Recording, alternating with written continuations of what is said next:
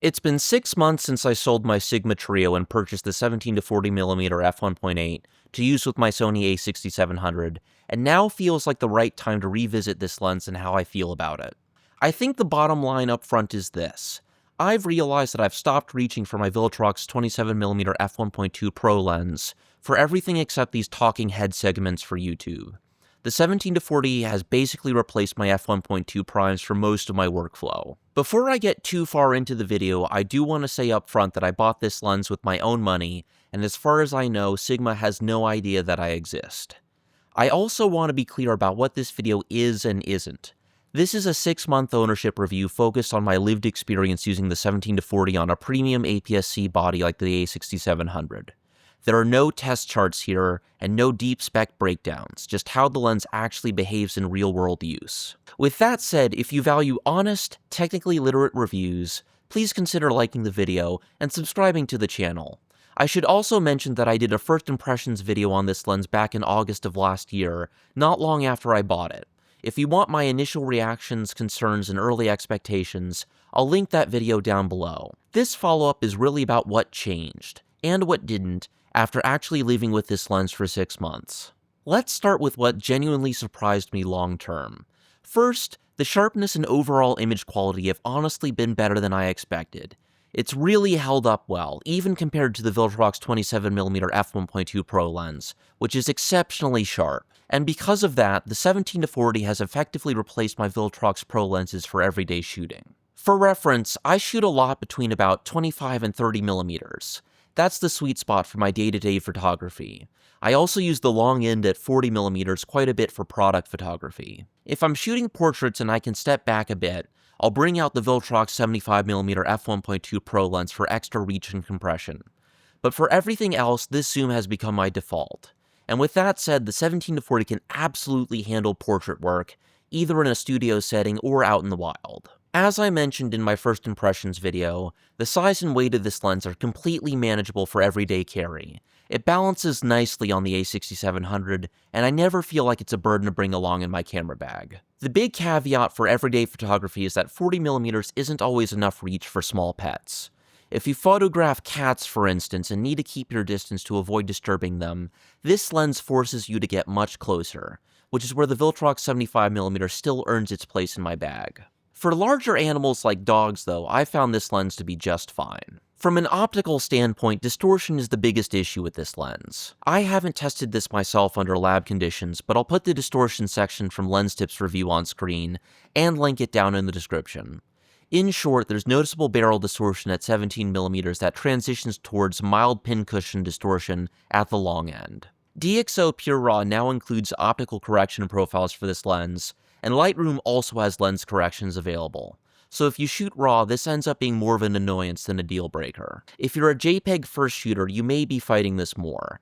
I do have in-camera corrections enabled on my a6700, but I normally delete my JPEGs, so I can't reliably speak to how effective Sony's corrections are here, especially since this is a third-party lens. My suggestion would be to shoot with a little extra headroom around the edges, so you have room to correct in post. There's also noticeable chromatic aberration on high-contrast edges when shooting wide open. This is definitely something to keep in mind, especially for product shots and high-contrast outdoor scenes. When it comes to low light, I shoot handheld with a minimum shutter speed of 1/250 because my hands are not particularly steady. At that shutter speed, f1.8 is only acceptable for low light if I'm leaning on DxO Pure Raw's denoising.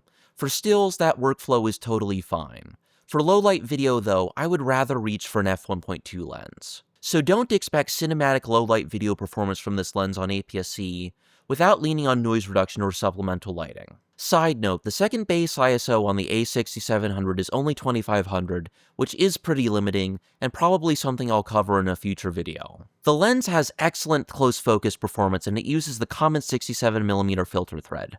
This means that with the help of some Vivitar diopters that I lucked into through a local free cycling group, the 17-40 has basically taken over my product photography because of the sheer convenience, despite the distortion. The lens has received a firmware update since my initial impressions, although curiously I can now only find that update publicly listed for the Canon RF mount. According to Sigma, that update improves performance when the lens is used in conjunction with IBIS. Prior to the update, I never had major autofocus issues in normal use, aside from one tricky live concert shoot that I covered in my first impressions video. I haven't stress tested the lens under those same conditions post-update, so I can't say whether that specific multi-subject tracking issue is fully resolved. For day-to-day shooting though, autofocus has been very reliable, and I haven't experienced any mechanical or QC issues at all. Crash zooming with this lens is something I'm still practicing. I've used this lens extensively for product videography, and I've tried some manual zooms, and they've turned out fine. Any limitations here are 100% a skill issue on my part, rather than a limitation of the lens. Focus breathing is very well controlled, and f1.8 is usable across the entire zoom range when you want shallow depth of field for video. One area where this lens has been genuinely excellent is gimbal use. Because the 17-40mm is an internal zoom lens, the balance doesn't really shift when you zoom. That means you don't have to rebalance your gimbal if you change your focal length during a shot. That alone makes this a really strong option for run-and-gun video. Both of my Phaotech gimbals handle this setup without issues. The A6700, a cage, an ND filter, and the lens itself are all well within their weight capacity limits.